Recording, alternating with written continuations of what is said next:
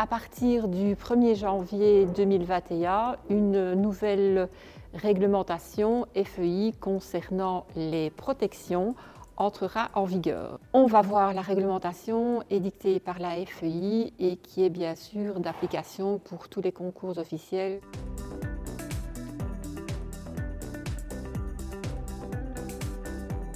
Nous allons répondre maintenant à quelques questions généralement posées concernant les protections. L'intérieur de la protection doit être lisse et doux. On ne peut pas y adjoindre une bande de velcro, ni à l'intérieur de la guêtre, ni sur la sangle.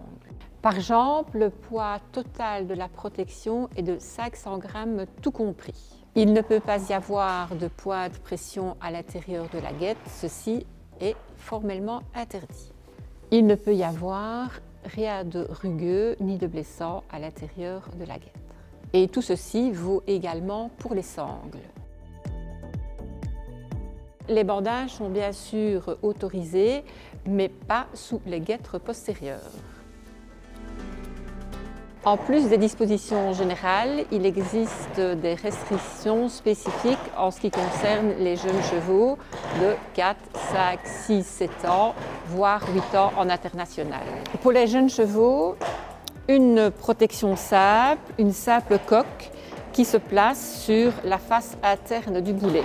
Pour cette guêtre postérieure, hauteur maximale de 16 cm et pour la sangle, hauteur minimale de 5 cm. Tout le monde sait que la coque se place sur la face interne du boulet. Quant à la sangle, elle doit être en velcro non élastique. La protection postérieure peut avoir en dessous de la coque une bavette de protection. Celle-ci doit être flexible et souple. Quant à la hauteur de la coque, elle est toujours de 16 cm. Bien sûr, cette partie ici n'est pas prise en compte dans les 16 cm que mesure la coque. Les guêtres décrites ici pour les jeunes chevaux sont bien sûr également valables dans toutes les autres catégories. Bien sûr, d'autres guêtres sont autorisées, mais avec des conditions spécifiques. Ces doubles coques sont autorisées à condition que la partie la plus longue ne dépasse pas 20 cm.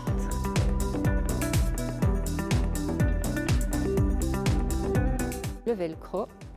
Pour le velcro, si c'est une lanière, 5 cm. Dans le cas de 2 lanières, 2 cm et demi chacune. Deuxième type de fermeture, les goujons.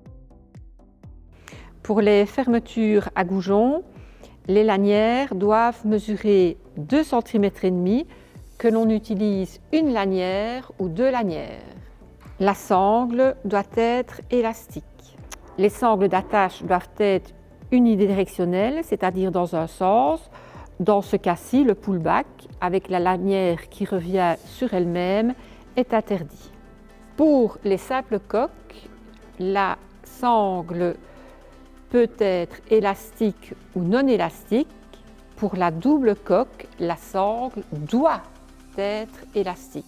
Quel que soit le type de fermeture, il s'agira d'avoir un maximum de 2 sangles. La peau de mouton est bien sûr autorisée à l'intérieur des guêtres. Celle-ci a pour but de protéger le cheval. Vous avez ici une sangle de pâturon et cette sangle, à partir du 1er janvier, sera interdite.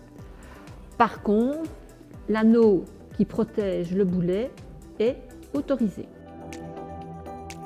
Les protège-boulets sont mal positionnés, ils doivent enrober la face interne, donc ils doivent être positionnés plus bas. On voit ici que les deux protège-boulets sont positionnés beaucoup trop haut.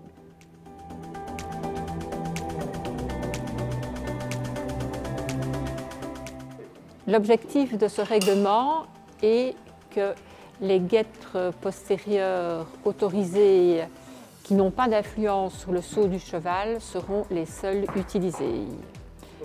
Dans le tableau récapitulatif, vous trouverez tous les éléments qui ont été expliqués lors de cette vidéo.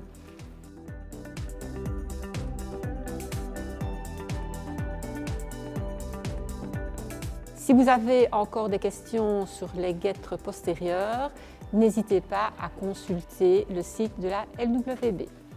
Bonne saison à tous!